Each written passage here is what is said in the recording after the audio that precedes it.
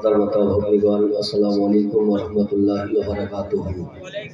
अल्हम्दुलिल्लाहिल्लज़ी अब्दअल अखलाक वल अक़ीद अस्सलातु वस्सलामु अला मन काना नबिय्यन व आदमु बैनल माइ वत्तीन व अला आलिहि व अस्हाबिहि अजमाइन अम्मा बाद।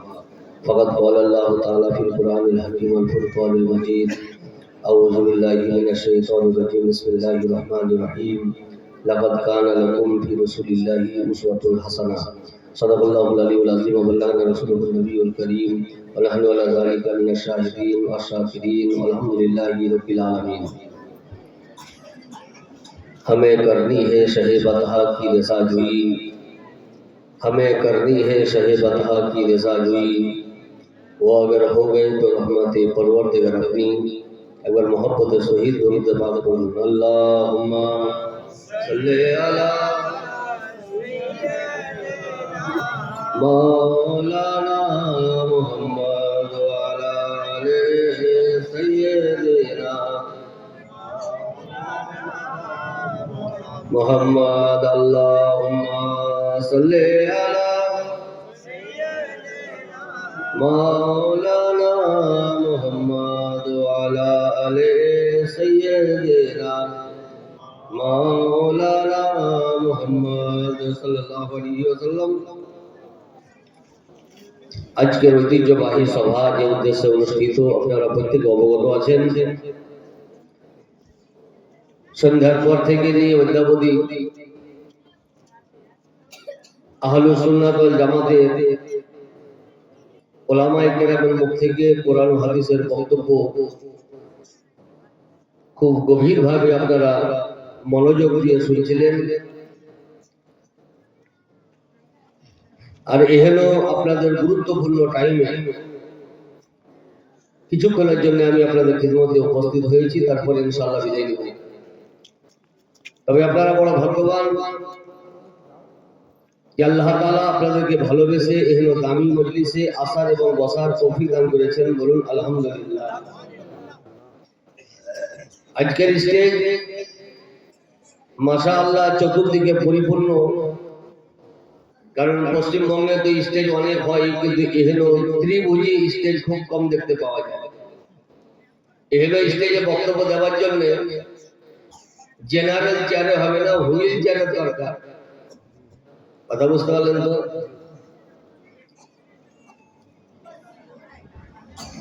গোয়েগাম হিসাবে রাত অনেক হয়ে গেছে। এতক্ষণ মজলিস খুব জোয়ান ছিল, এবার মজলিস 55-এর ঊর্ধ্বে। তো 55-এর ঊর্ধ্বে যেমন হাড় ভেঙে গেলে জয়েন্ট লেগে যায়, যেমন বক্তব্য তো জয়েন্ট লেভেল। কথা বুঝতে পারলেন তো? কয়েকটি কথা বলবো জামানা হিসাবে, যুগ হিসাবে, এবং যে পরিস্থিতির সম্মুখীন সারা বিশ্বের মুসলমান, বিশেষ করে আমাদের ভারতবর্ষের মুসলমান, এইদিকে লক্ষ্য করে কয়েকটি কথা বলবো। মনোযোগ দিয়ে শোনার চাইতে বেশি আমল করার চেষ্টা করুন। কোরআন ঘোষণা করে লাকাদ কানা লাকুম ফি রাসূলিল্লাহি উসওয়াতুন হাসানাহ। এই পৃথিবীর বুকে প্রত্যেক মানব জাতি নিজে এবং নিজের সন্তান সন্ততি, ছেলে এবং মেয়েকে ফলপ্রসূ করার জন্য, উন্নত মানের করার জন্য বিভিন্ন কোচিং সেন্টারের সম্মুখীন হয়। ঠিক না বে? ঠিক। আমাদের মতন গরিব তো ছোট কোচিং সেন্টার, মিডিয়াম ব্যক্তি তো medium coaching centre, high class ব্যক্তি তো high coaching centre, upper class তো আপার ক্লাস কোচিং সেন্টার। নিজের সাধ্য অনুযায়ী, ক্ষমতা অনুযায়ী, আয় অনুযায়ী কোচিং সেন্টারের ব্যবস্থা নেই। এহেন কোচিং সেন্টার হাজার হাজার টাকা ব্যয় করার পরেও শুনতে পাওয়া যায় যে মৌলভী সাহেব ব্যাটার জন্য দোয়া করলেন তো বটে, কিন্তু 2 নম্বরের জন্য ব্যাটা ফেল। কোচিং কোথায় ছিল না তো কলকাতা। তো পরেরটা বিনা রেজাল্টে বলছে তোমার যদি কলকাতার কোচিং এ ফেল হয় তো আমার তো মুরারও কোচিং করছিল, তো এমনি ফেল বিনা রেজাল্টে। ছোটখাটো পরীক্ষা মাধ্যমিক এই কিছুদিন পর শুরু হবে। মানে এখন স্কুলের পরিস্থিতি ছেলা থেকে পরীক্ষা বেশি। মাধ্যমিকের প্রত্যেক ব্যক্তি ছেলেটা যাতে ভালো নাম্বারে পাস করে এই জন্য প্রাইভেট। এর পরেও দেখা যাচ্ছে যে ছেলেটা ফেল হয়েছে, ঠিক না বেটি? যারাই প্রাইভেট পড়ে তারাই পাস করে। অনেক বিনা প্রাইভেটের পাস আর অনেক প্রাইভেট ওয়ালা ফেল। এতে কি বোঝা গেল? মানব জাতির যেমন ভুল আছে আর চয়েসের ভুল আছে। বাজারে একটা জিনিস চয়েস পছন্দ করে কিনলো, বাড়িতে এসে বহুর সাথে এক মাস ঝগড়া কিনিয়ে তোমাকে কে কিনতে বলেছে তুমি যখন চয়েসই বুঝো না। তো এই বেচারা পছন্দ করে কিনেছে ইয়ার চয়েস মিলছে না, এবার এর সাথে বাপের নাম মিলে না, ইয়ার চয়েস মিলে না। মানুষ যখন কোন জিনিস সিলেক্ট করে সিলেক্টেও ভুল হয়ে যায়। আমাদের বীরভূমে ভোট প্রতি মাসে হয় না 5 বছরে একবার? বছরে 5 বছরে একবার। পশ্চিমবঙ্গে 5 বছরে একবার ভোট কয়েকবার। লোকসভা তো 5 বছর পর লোকসভা, বিধানসভা তো 5 বছর পর বিধানসভা, পঞ্চায়েত সমিতি তো 5 বছর প্রতি মাসে ভোট নয়। তো ভোট একবার দেয় আর 5 বছর পস্তায়। এগুলা বেটি যে এবার তুমি ভোট চাইতে আসিও, এবার তুমি যাবো তোমাকে, তো মন্ত্রী হওয়া পর ভুল স্বীকার করতে হবে না, আগেই ভাবতে হইতো। এতে কি বোঝা গেল যে আমাদের ভুল আছে, মানুষের ভিতরে ভুল আছে। মানুষ মাত্রাই ভুল, এর চয়েসে ভুল, সিলেক্টে ভুল, কথাতে ভুল, পছন্দে ভুল। এখন যদি আল্লাহর তরফ থেকে কেউ এমএলএ হয়ে আসে না, আল্লাহর তরফ থেকে কেউ মন্ত্রী হয়ে আসে না, আল্লাহর তরফ থেকে কেউ প্রধানমন্ত্রী হয়ে আসে না, ঠিক না বেটি? না আল্লাহর তরফ থেকে হয়ে আসে। আমরা যাকে বানাই সে প্রধানমন্ত্রী, আমরা যাকে বানাই সে নেতা, না হলে হার্টের ক্রেতা। আমাদের চয়েসে ভুল কাজ করি একবার, 5 বছর আমরা পস্তাই। আল্লাহ দেখলো যে এহেন মানব জাতিকে যদি দুনিয়া ও আখিরাতে লাভবান হওয়ার জন্য আমি যদি দায়িত্ব দিয়ে দিই যে তুমি কোচিং সেন্টার পছন্দ করে এখানে কোচিং নাও, তো মাধ্যমিকের মতন বেচারা ফেল করে যাবে। কারণ একটা মানুষের যে জীবনের কত দাম একটা মানুষ জানে না, একটা মানুষের জীবনের কত দাম এটা মানুষ জানে না। তো এই টাইম পাস করবে। আমি যদি বলি শরীয়তে চলার জন্য, জান্নাতি হওয়ার জন্য তুমি কোচিং এর ব্যবস্থা করো, তো কেউ বীরভূমে কোচিং নেবে, কেউ মাদ্রাজে কোচিং নেবে, কেউ হায়দ্রাবাদে কোচিং নেবে, কেউ বেঙ্গালোরে কোচিং নেবে। তো এদের যেমন ভুল আছে ওদের কোচিং সেন্টারে ভুল আছে, তো মানুষ উল্লাসে পড়ে যাবে। এই জন্য আল্লাহ তাআলা নিজের পছন্দ অনুযায়ী সারা পৃথিবীর মানব জাতিকে সম্বোধন করে বলে, শোনো তোমাদের দায়িত্বে আমি সিলেক্টের দায়িত্ব দেইনি, আমি নিজে পছন্দ করে কোচিং সেন্টার পাঠিয়েছি। তিনি বলেন লাকাদ কানা লাকুম ফি রাসূলিল্লাহি উসওয়াতুন হাসানাহ। তুমি যদি লাভবান হতে চাও তো নবী মুস্তাফাকে ফলো করো, দুনিয়া ও আখিরাতে লাভবান হয়ে। কলকাতাতে ভুল আছে, ছেলে পাস করতেও পারে ফেল করতেও পারে, কোনো গ্যারান্টি নেই।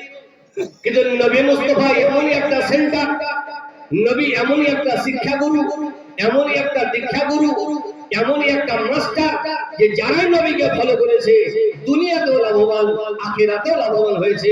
এই জন্য কোরআন বলে লাকাদ কানা লাকুম ফি রাসূলিল্লাহি উসওয়াতুন হাসানাহ। ইদাই বড় আফসোস, এহেন নবীর কলমা পড়া সত্ত্বেও, নবীর শিক্ষা দেব কি, এহেন নবীর কলমা পড়া সত্ত্বেও, এহেন নবীর শিক্ষায় শিক্ষিত হব কি আমেরিকার শিক্ষায় শিক্ষিত হইতো? ঠিক না বেটা? কলমা পড়লাম নবীর, শিক্ষা আমেরিকা। নবীর আনা ইসলাম কবুল করি, আমরা হলাম মুসলমান, সমস্ত নীতি রীতি আমেরিকা।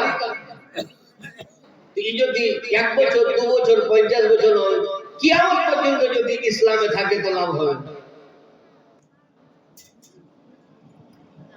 মাদ্রাসা বলুন, কোচিং সেন্টার বলুন, আচ্ছা সিস্টেম আছে।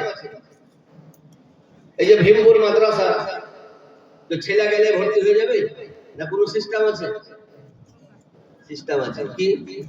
ভর্তির টাইমে আসতে হবে, ওদের নিয়ম মোতাবেক ভর্তি করতে হবে, কিছু ডকুমেন্টস জমা দিতে হবে, আধার কার্ড হোক, ভোটার কার্ড হোক, ছেলের টিসি হোক, যে কোনো জিনিস এটা প্রুফ আকারে জমা দিতে হবে। এখন যদি ডকুমেন্টসে ভুল থাকে ছেলে ভর্তি হবে না। তাহলে কি বোঝা গেল? কোন কোচিং সেন্টারে ভর্তি হওয়ার জন্য দুটো জিনিস কম্পালসারি। একটা হলো ভর্তির দিক যাতে পরিপূর্ণ হয়ে যায়, আর দ্বিতীয় হলো ভর্তির পর ঘুমিয়ে থাকলে হবে না, ওদের সাজেশন অনুযায়ী চলতে হবে। এখন কোন ছেলে যদি সাইদাপুর মাদ্রাসায় ভর্তি থাকে আর একদিনও ক্লাস না করে তো 15 বছরের মৌলবি হয়। এই যদি 1500 বছর সাইদাপুরে থাকে তো মৌলবি হবে? কিন্তু 1500 বছর ঘুমিয়েছিল। তাহলে বোঝা গেল যে ভর্তি হলেই লাভবান নয়, শিক্ষক কি বলছে তার ফর্মুলা অনুযায়ী চলতে হবে।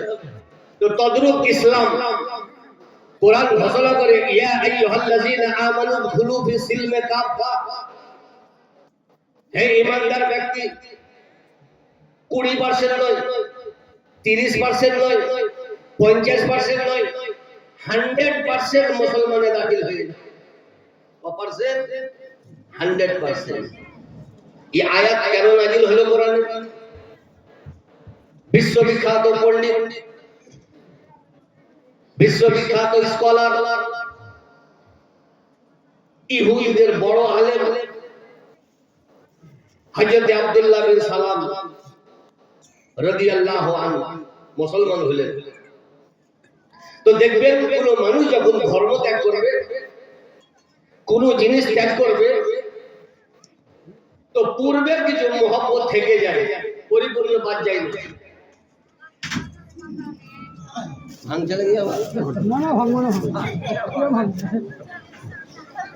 তো ভাঙতে হবে না, কিছুদিন পরে এমনি ভেঙে যাবে সব।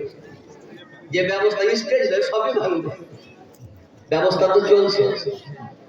এখন যতদিন আছে এখন ভালো বলতো, নাম তো সবারই আস্তে আস্তে, তো নাম আসার সাথে সাথে যদি আপনি চাকরি আসতে পারবেন তো তাড়াবার নাম আসতে, ওই যতদিন ভারতে রুজি আছে থাকবে, তাহলে বাপের ক্ষমতা নেই তাড়াবার, আর রুজি যদি না থাকে তো কাউরে বাপের ক্ষমতা নেই রাখবা।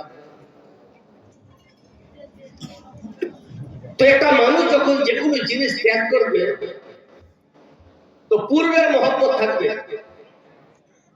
মায়ের বাড়ি থেকে যখন শ্বশুর বাড়ি যাবে তো মায়ের বাড়ির টান থাকবে, দীর্ঘদিন শ্বশুর বাড়ি থেকে যখন মায়ের বাড়ি আসবে তো শ্বশুর বাড়ির টান থাকবে। সিপিএম থেকে যদি কংগ্রেসে যায় তো সিপিএম এর কিছু টান থাকবে। প্রত্যেক মিটিং এ আগে উদাহরণ দেবে যে তোমাদের মিটিং হচ্ছে কিন্তু আমাদের ওই সিপিএম এর মতো হতো না, এটা আলাদা আলাদা লাগছে তোমাদের। মানে আছে কংগ্রেস, টান টানছে সিপিএম, কারণ প্রথমে সিপিএম ছিল, পূর্বে টান থাকবে। তো হযরত আব্দুল্লাহ বিন সালাম ছিলেন ইহুদি, ইহুদিদের বড় র্যাঙ্কের আলেম। তুমি গবেষণা করলেন যে আমাদের ইহুদি ধর্মে উটের মাংস, উটের দুধ খাওয়া নিষেধ। নিজের ধর্ম ঠিক আছে, আর ইসলাম ধর্মে উটের দুধ খাওয়া যায়।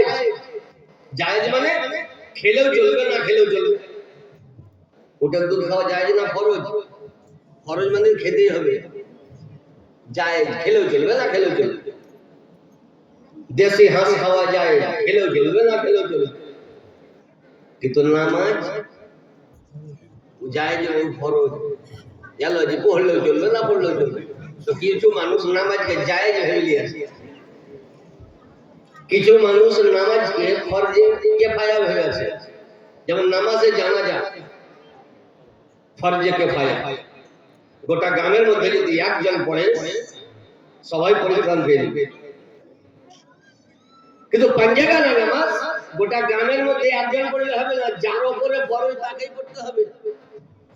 কিন্তু আমাদের সব উল্টে। এলাকাতে মানুষ মারা যায় তো জোহর পর আসর পর মাটি। জোহরের জামাতে দেখা গেল কয়টা বয়স্ক মানুষ গোটা 10-এ জামাতে আছে, ফরজ নামাজ পড়ছে। আর আত্মীয় স্বজন আর 14 গোষ্ঠী ও বাহিরে দাঁড়িয়ে আছে নামাজে জানাজা পড়বে। ঠিক না বেঠিক? মনে হচ্ছে যে দিল্লি থেকে ভোট নিতে আসছে। 12টা লোক মসজিদে আর 1500 মেয়ে ছেলে শুধু কাঁদার জন্য এসছে, ওদের সাথে মরার কোনো সম্পর্ক নাই। আর 1500 লোক ও বাইরে মনে যে ভোট নিতে আসছে, ওর উপরে নামাজ মনে হচ্ছে ফরজই নাই। কারণ মশলা তো বুঝে না। ও ভাবছে যে আধার কার্ডে, ভোটার কার্ডে, প্যান কার্ডে মুসলমান থাকলেই হলো।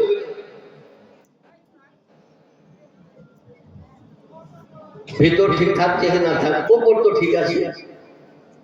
তো ইসলাম ধর্মে উটের দুধ খাওয়া যায়, খেলেও চলবে, গুনাহ হবে না, না খেলেও গুনাহ হবে না। এর মানে আমল যদি বাদ দিয়ে তো গুনাহ হবে না। তাহলে বিশাল একটা সুযোগ পেলাম। ইহুদি ধর্মে নিষেধ, ইহুদি ধর্মে নিষেধ, মুসলমান ধর্মে খেলেও চলবে না খেলেও চলবে, মানে বাদ দিলে গুনাহ হবে না। তো উনি বলছেন যে আমি বাদ দিব, তাহলে ইসলামের উপরে আমল হলো, ইহুদির উপরে আমল হলো। সঙ্গে সঙ্গে নবীর উপরে কোরআন নাযিল হচ্ছে, ইয়া আইয়ুহাল্লাযীনা আমানু দুখুলু ফিস-সিলমি কাফা।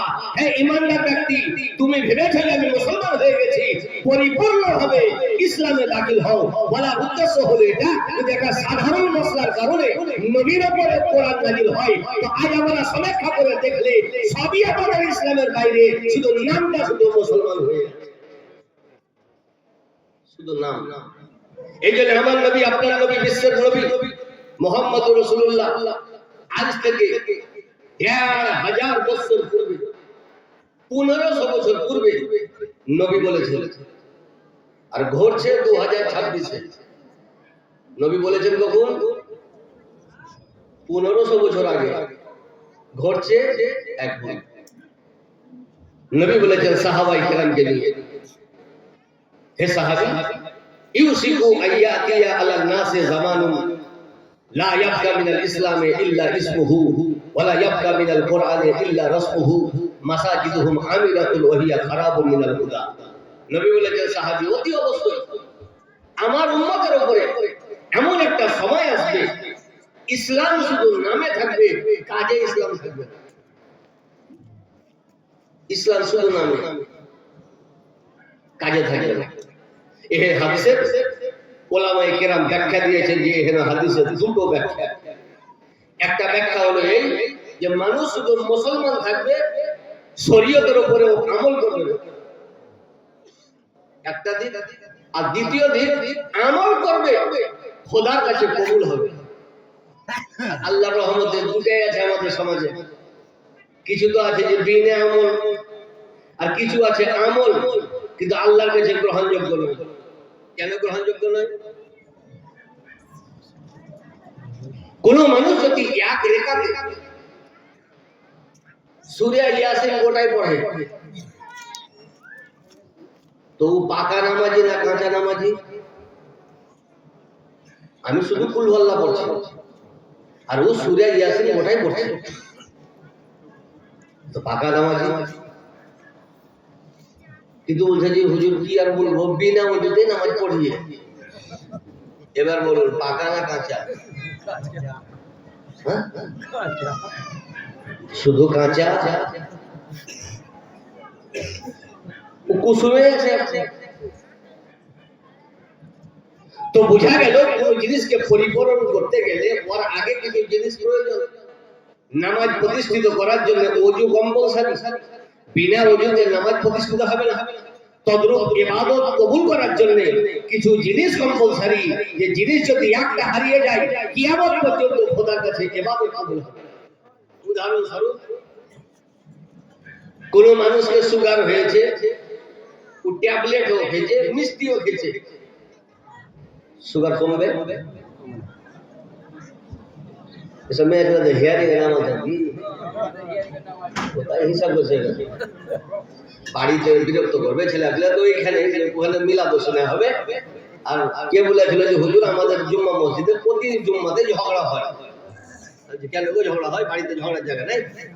মসজিদে বলে যে কোনো কাজ করাতে নেকি বেশি, তো ঝগড়া মসজিদে করি, নেকি বেশি বেশি। ইয়ারা দেখে যে বাড়িতে টাইম পাস হবে কি হবে না, তো মিলাদ শোনা হবে, এসআইয়ের হিসাবও হবে। ইয়ারা তো কিছু বুঝে না, ওর গল্প হলেই হলে। তো বলার উদ্দেশ্য হলো সুগার হয়েছে, ট্যাবলেটও চলছে, চিনিও চলছে। সুগার ঠিক থাকবে? লেভেলে আসবে? কন্ট্রোলে আসবে না? তাহলে একটাকে গ্রহণ করতে হবে, আরেকটাকে বর্জন করতে হবে। ট্যাবলেট গ্রহণ করতে হবে, চিনিকে বর্জন করতে হবে। তদ্রূপ আল্লাহ তাআলা মানুষের উপরে, মুসলমানের উপরে নামাজকে ফরজ করেছে, চুগলিকে হারাম করেছে। যে কাকে দুঃখ দেব, চুগলিও চলছে, নামাজও চলছে। আল্লাহ রোজা ফরজ করেছে, মিথ্যা হারাম করেছে, এই রোজাও রাখছে, মিথ্যাও চলছে। আল্লাহ হজ ফরজ করেছে, হজও চলছে, সুদও চলছে। আল্লাহ যাকাত ফরজ করেছে, যাকাতও চলছে, লটারিও চলছে। তাহলে বুঝা গেল কি কাউকে দুঃখ দেয় না। ইয়ার অবস্থা ওই রোগীর মতো, যে ট্যাবলেটও খায়, চিনিও খায়, তো যে ট্যাবলেট ও চিনি দুটোকেই দুঃখ দেয় না, তো কিয়ামত পর্যন্ত সুগার ভালো হবে না। তো যারা মিষ্টারও আশ্রয় নেয়, নামাজেরও আশ্রয় নেয়, তো ইয়াদের ইবাদত খোদার কাছে কবুল হবে না। এই জন্য নবী মুস্তাফা বলেছেন ইসলাম শুধু নামে থাকবে, মানে ইবাদত থাকবে, খোদার কাছে কবুল হবে না। আর ইসলাম নামে থাকবে, এর মানে হলো টোটালি ইসলামের বিধিবিধান দুনিয়াতে থাকবে না। এই হলো জামানা আমাদের কাছে চলে এসেছে। ওয়ালা ইয়াবকা মিনাল কোরআনে ইল্লা রাসমুহু। কোরআন হেদায়েতের জন্য মানুষ পড়বে না, কোরআন বিধান জানার জন্য পড়বে না, কোরআন মশলা জানার জন্য পড়বে না। কোরআন পড়বে, চাহারণ আছে কোরআন, 40-এ আছে কোরআন, রোজাতে বহু টাইম পাস হয়ে যায় কোরআন নিয়ে। এক মাস রোজা দেবো 72 খতম দিবে, কম্পিউটার ফেলার কাছে বড় হাতে উপারে না। আর এই 30 দিনে 60 খতম। ওই রকম রেডিমেড কাপড় যেমন কোনখানে সিলাই লাগে, কোনখানে লাগে না। তো ইয়ারও বঙ্গ ভারতের মতো কোনখানে স্টপেজ আছে, কোনখানে স্টপেজ নাই। নবীরা বলেছেন পরিপূর্ণ 100% আজ আমরা পাচ্ছি। কোরআন হেদায়েতের জন্য নয়, কোরআন রীতি নীতির উপরে ব্যবহার হবে, চাহারুনে ব্যবহার হবে, 40-এ ব্যবহার হবে। বহু লোক বিয়া করে আছে, ওর মা দিন পাঠাচ্ছে, তো হয়তো ধুলা পালি পড়বে, তো 2 দিন তো খতম দিয়ে দি, তারপরে বাক্সতে ভরে দে, ওই সব জিনিস চলছে। কিন্তু আজ থেকে বহু পূর্বে আল্লাহ তাআলা বিশ্বের মুসলমানকে সাজেশন দিয়েছে, তুমি যদি লাভবান হতে চাও তো লাকাদ কানা লাকুম ফি রাসূলিল্লাহি উসওয়াতুন হাসানাহ। তুমি নবী মুস্তাফাকে ফলো করো, তুমি লাভবান হবে। এই নবীকে আজ কলমা পড়া সত্ত্বেও নবীকে চিনতে পারলাম না। সবাই নবীকে চিনে বসে আছে, কিন্তু আমরা প্রতিদিন কলমা পড়া সত্ত্বেও নবীকে চিনতে পারলাম না। এই না চিনতে পারার কারণে আমাদের মতন মানুষ আজ নবীকে নিজের মতন বলছে, বলছে না? বলে না নবীকে। আজ একটা জ্বলন্ত উদাহরণ, নবী আল্লাহ বলেছেন নবীকে ফলো করো। কত দামি নবী, কত জ্ঞানের নবী, কত কোয়ালিফিকেশনের নবী, কত যোগ্য নবী আল্লাহ তাআলা পাঠিয়েছে যে মাস্টার একটা কিয়ামত পর্যন্ত ছাত্র উম্মতরা নবী মুস্তাফাকে যদি ফলো করে তো সকলেই লাভবান হবে। একটা মাস্টার গোটা পৃথিবীর জন্য, তিনি হলেন নবী। আজ দেখবেন ডাক্তারি বিভাগে য ধরনের রোগ ত ধরনের ডাক্তার আছে না নেই? দাঁতের আলাদা, চোখের আলাদা, চুল উঠে আলাদা, চুল কলম করা ডাক্তার আলাদা, পিঠের শিরদাঁড়ির হাড়ের ব্যথা আলাদা, পায়ের হাড়ের ব্যথা আলাদা, মুখের হাড়ের ব্যথা আলাদা, হার্টের ডাক্তার আলাদা, পেটের ডাক্তার আলাদা, সব ডাক্তার, ব্রেনের ডাক্তার আলাদা। একটা মানুষ রকমারি অসুখ, ডাক্তার কেবিল লাগিয়ে বসে আছে, মানে যে হার্টের তহবিল তুলছে। আমি একটা ডাক্তারের কাছে গেলাম, অসুখ হয়নি।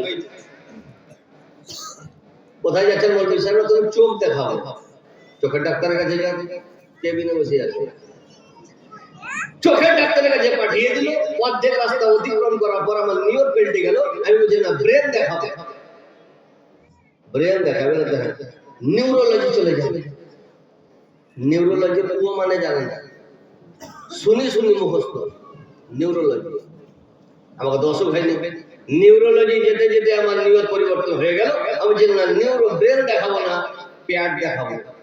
তারা যেন সাজেশন দিছে যে গ্যাস্ট্রোলজি যাবে। ও মানে বুঝে না গ্যাস্ট্রোলজি। গ্যাস্ট্রোলজি ডাক্তারের অর্ধেক রাস্তা অতিক্রম করেছি, আমার নিয়ত পরিবর্তন হয়ে গেল। আমি যে আমি পেট দেখাবো না, আমার কিডনির সমস্যা, যে ইউরোলজি চলে যাবে। এখন তুই ফেরেশতার নাম বলছো না, কার বুঝে ডাক্তার? আমি বলছি হাঁটতে হাঁটতে আমার পায়ের ব্যথা হয়ে গেল, হাড়ে লাগছে, যে অর্থোপেডিক চলে যাবে। সবই ডাক্তার। এটা কি বুঝা গেল? যে ব্রেনের ডাক্তার ও হাড় বুঝে না, যে হাড়ের ডাক্তার ও কারো বুঝে না, যে দাঁতের ডাক্তার সে চোখ বুঝে না, যে চোখের ডাক্তার সে পেট বুঝে না। কিন্তু বিশ্বে এমনই একটা মানুষ পাঠিয়েছে, এমন একটা মহামানব পাঠিয়েছে যে দুনিয়াতে যত রকম অসুখ সকলের সমাধান এক জায়গায়, তিনি হলেন মুহাম্মদুর রাসূলুল্লাহ। হার্টের রোগী সমাধান নবীর কাছে, ব্রেনের রোগী সমাধান নবীর কাছে, সুবহানাল্লাহ, শরীরের রোগী সমাধান নবীর কাছে, বেঈমানের রোগী সমাধান নবীর কাছে, খারাপ চরিত্রের রোগী সমাধান নবী মুস্তাফার কাছে। মাস্টার এক, রকমারি সুবহানাল্লাহ স্টুডেন্ট এক জায়গায় সমাধান, তিনি হলেন মুহাম্মদুর রাসূলুল্লাহ। বুখারী শরীফের হাদিস, বুখারী শরীফের হযরত আব্দুল্লাহ বিন আতিক রাদিয়াল্লাহু আনহু, উনি একটা ইহুদিকে মারতে গিয়ে সিঁড়ি থেকে পড়ে, বলে না উঝুট লেগে গেল, পড়ে ওনার পা ভেঙে গেল। উনি বলছেন বুখারী শরীফের হাদিস, বুখারী শরীফ দ্বিতীয় খণ্ড কিতাবুল মাগাজির অধ্যায় তুলে দেখুন, পা ভেঙে গেল। উনি বলছেন যে আমি মাথার পাগড়ি মোবারককে খুলে পায়ে ব্যান্ডেজ বাঁধলাম। ওই অবস্থায় নবী মুস্তাফার কাছে নিয়ে গেল, সাহাবায়ে কেরাম ধরে, কেন ভেঙে গেছে? আমাদের কাছে পরামর্শ নিলে কোথায় পাঠাবো? যে রামপুরহাটে যাও, অর্থোপেডিক ডাক্তার খুব ভালো হয়েছে। নবীর কাছে ব্যাপার কি বুঝে? হুজুর ব্যাপার তো বুঝতে পারছেন, পাগড়ি বেঁধেছি, পট্টি বেঁধেছি, পা ভেঙে গেছে। নবী মুচকি হেসে হাত লাগিয়ে দিল, পা ভালো হয়ে গেল। কেমন ভালো হলো? অনেক দিন বেঁচে থাকার পর ওনার তো ইন্তেকাল হলো। ওনার ব্যথা বলছে, আমার বাপ যতদিন জীবিত ছিল আমার বাপের পায়ে ব্যথা বলতে কিছু ছিল। নবী উনি হার্টের ট্রিটমেন্ট করেন। মিশকাত শরীফ, নবী মুস্তাফার নামাজের পর উনি মুক্তাদি গণনা করতেন, যে জোহরের লোকটা তো ছিল, আসরে আসলো না কেন? আমরা হলে বলছে ভালোই বলছে, মসজিদটা ফাঁকা ফাঁকা লাগছে। নবীর চরিত্র নবী চেক করতেন। অসুস্থ হয়ে যায়, কোন কারণবশত হয়তো আসতে পারেনি, নবী চেক করছেন। একজন সাহাবী বাড়িতে বসে আছে, যে ব্যাপার কি বলে? হুজুর শরীর খারাপ। শরীর খারাপ না দেখা, নবী মুস্তাফা বুকে হাত লাগিয়ে দিলেন। বুকে হাত লাগার পর নবী বলছেন, ইন্নাকা রাজুলুন মুফাওয়াদুন, হে সাহাবী তোমাকে হার্টের ওষুধ দিয়েছে। সুবহানাল্লাহ, আপনি বলবেন না তো বাংলাদেশ জেন বললেন নাকি? আজ হাত চেক করার জন্য রামপুরহাটে থাকবে আলাদা, পিজির আলাদা, ব্যাঙ্গালোর আলাদা, সাই বাবা আলাদা। তো আপনি কেবিনে বসলে আপনার হাত চেক হবে না, বলেছি ইসিজি কর 250 টাকা, ইসিজিতে ধরা পড়ে না, বলে ইকো কর, ইকোতেও ধরা পড়ে না। একটা হাত চেক করার জন্য ইসিজিও করতে হয়, ইকো করতে হয়, সব ভালো না 2,500-3,000 টাকার ব্যাপার। কিন্তু আমার নবী মুস্তাফা কত পাওয়ারফুল যে না ইসিজি করালেন না ইকো করালেন, শুধু হাত দিয়ে বলছেন ইন্নাকা রাজুলুন মুফাওয়াদুন, তোমাকে হার্টের অসুখ হয়েছে। ওই নবী হার্টেরও অসুখ চেক করছেন। হযরত আবু হুরায়রা রাদিয়াল্লাহু আনহু নবীর কাছে এসে বলছে, হুজুর আমি আপনার কাছে অনেক হাদিস শুনি কিন্তু ভুলে যাই। এই যে ভুলে যাই, এটা কিসের অসুখ? ব্রেনের অসুখ, ব্রেন কমজোর, ভুলে যাই, মনে রাখতে পারছি না। আমরা হলে পাঠিয়ে দিতাম যে নিমেহন চলে যাও ব্যাঙ্গালোর, নিউরোলজি দেখাও, ব্রেনের ডাক্তার দেখাও। নবীর কাছে হযরত আবু হুরায়রা এসে বলছে, হুজুর আমি আপনার কাছে হাদিস তো শুনছি অনেক, একটা মনে রাখতে পারছি না হুজুর, ভুলে যাচ্ছি। নবী পাক সাল্লাল্লাহু আলাইহি ওয়াসাল্লাম বলেন, হে আবু হুরায়রা আমার চাদর ধরে নাও। নবী চাদর ধরা পর হযরত আবু হুরায়রা বলেন যে ওই দিন থেকে ওই তাবদি আমি যত হাদিস শুনেছি ফামা নাসিতু বাদহু, আমি একটা আজ পর্যন্ত ভুলিনি। তাহলে বুঝা গেল নবী একটা, এখানে নবী ব্রেনেরও ট্রিটমেন্ট, ব্রেনের ট্রিটমেন্ট নবী করছে। মিশকাত শরীফ দ্বিতীয় খণ্ড, একজন সাহাবী নবীর কাছে এসে বলছেন, ইয়া রাসূলুল্লাহ আমার ভাইয়ের ডায়রিয়া হয়ে গেছে। পেটের অসুখ, কোন ডাক্তার? চোখের ডাক্তার? হায়দ্রাবাদ গ্যাস্ট্রোলজি যাও, খুব ভালো জায়গা। সাহাবী বলছে, হুজুর আমার ভাইয়ের ডায়রিয়া। নবী বলছে, ডায়রিয়া হয়েছে? জি হুজুর। নবী বলছে, আসকিহি আসালা, ওকে মধু পান করা। যেমনই মধু পান করা বললেন, যা ছিল আরো বেড়ে গেছে, ছিল 10 হয়ে গেছে 15। সঙ্গে সঙ্গে সাহাবী দৌড়ে এসে নবীকে বলছে, হুজুর যা ছিল বেড়ে গেছে। নবী বলছে, আসকিহি আসালা, মধু পান করা। আবার যেমনই মধু পান করায়, ছিল 15 হয়ে গেল 20। সাহাবী দৌড়ে এসে নবীকে বলছে, ইয়া রাসূলুল্লাহ ভাই শয্যাশায়ী অবস্থা বাঁচবে না হুজুর। নবী বলছে, আসকিহি আসালা, মধুই খাও। আমি যদি রামপুরহাটে ডাক্তার হতো তো ওটাই ওষুধ দিত না পাল্টাই তো, যে না এটা যখন ধরলো না তো এইটা খাইয়ে দেখো, এটা যদি না হয় তো এটা 2 দিনের জন্য কিনবা, আর এটা যদি না হয় তাহলে পিজি যেও, এখানে আর আসিও না। বলবে না, বলবে না, জবাব যাবে ওই প্রেসক্রিপশন। শুধু রামপুরহাট নয়, সারা পৃথিবীতে যেখানেই যাবেন প্রথম প্রেসক্রিপশন করবে। যদি স্যুট হলো তো আলহামদুলিল্লাহ, স্যুট যদি না হয় তো প্রেসক্রিপশন চেঞ্জ করতে সে বাধ্য হবে। আমি আইডিয়াটা দিয়েছিলাম ভাই, যখন কাজ করলো না তো এই দেখো এইটা খাইয়ে দেখো। প্রথমবার সাহাবী এলো, নবী বলছে মধু পান করো, বেড়ে গেল, নবী বলছে মধু পান করো। দ্বিতীয়বার এলো, নবী বলছে মধু পান করাও। তৃতীয়বার এলো, বলছে মধু পান করাও। চতুর্থবার নবীর কাছে এসে বলছে, হুজুর আমার ভাই লাস্ট নিঃশ্বাস নিচ্ছে, ভাই আর বাঁচবে না। নবী বলছেন, সাদাকাল্লাহু ওয়া কাযাবা বাতনু আকিকা আসকিহি আসালা। হে সাহাবী, আল্লাহ তাআলা সত্য, তোমার ভাইয়ের পেট মিথ্যা, তোমার ভাইকে মধু পান করাও। চতুর্থবার যেমন মধু পান করিয়েছে, ভাই আরোগ্য লাভ করলো। এই ছিলেন নবী মুস্তাফা, যিনার কাছে প্রথম যে প্রেসক্রিপশন ছিল, সাহাবী কিয়ামত পর্যন্ত তুমি যদি আমার কাছে আসো, প্রেসক্রিপশন পরিবর্তন হবে না, প্রেসক্রিপশন ওটাই থাকবে, দুনিয়া পরিবর্তন হবে। এখানে নবীকে পাওয়ার পরে আমরা নবীকে চিনতে পারলাম। এই জন্য কোরআন বলেছে, তুমি পছন্দ করিও না, ভুল হবে। তুমি সিলেক্ট করিও না, তোমার ভুল হবে। কবরে চিরকাল পস্তাবা যে কাকে ফলো করলাম, জাহান্নামী হয়ে গেলাম। এই জন্য আল্লাহ বলছে, আমি পছন্দে, নিজের পছন্দ অনুযায়ী তোমাদের কোচিং ব্যবস্থা আমি করে দিয়েছি। দুনিয়া আখিরাতে যদি জান্নাতে হতে চাও, অন্য কোথাও নয়, আমেরিকা, প্যারিস, লন্ডন যেতে হবে না, তুমি নবীকে ফলো করো, তুমি লাভবান হবে। এত দামি অস্ত্র মুসলমানের কাছে আছে, কিন্তু আজ যত রকম অত্যাচার সব মুসলমানের উপরে হচ্ছে, ঠিক না বে? ঠিক। একটা মানুষ বয়স যখন হয়ে যায়, খট মেজাজি হয়, তোকে ছেলে ছেলে রাগায়, তো রেগে যায়। এমনিতে তো বাড়িতে অশান্তি, আর বাইরে যদি তোকে রাগে তো আমি কি রাখবো?